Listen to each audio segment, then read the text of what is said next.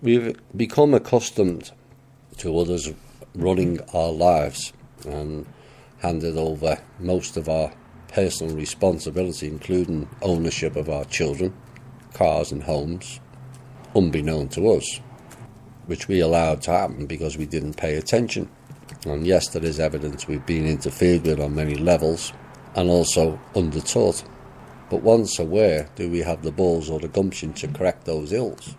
Well, this is why we have an alternative media. We all came to this platform to learn the truth, or a better version of it anyway. And it applies on all levels of any type of interactions. We spoke last week of energy vampirism of people around you and within your circle of influence and resonance. And the same applies to the cabal, the governments, the law, the order as it's known, and the factions. We allowed them to control us via vampirism. Many may not see it that way, but to me it's the hidden reality of what has taken place. But let's take the most irrelevant of those groups, government. Over time, we dissolved our responsibility and gave them control over every aspect of our lives.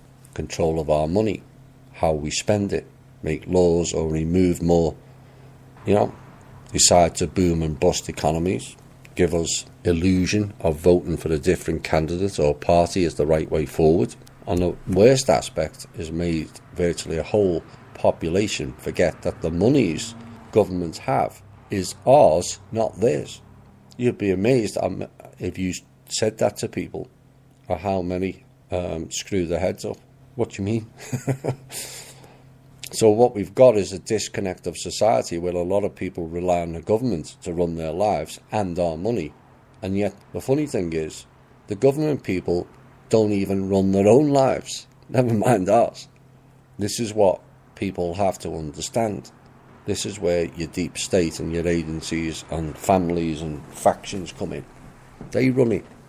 If we ran it, if all the American people were asked, would you spend $700 billion on the military or $700 billion on homeless, child poverty or other poorly run aspects of our lives?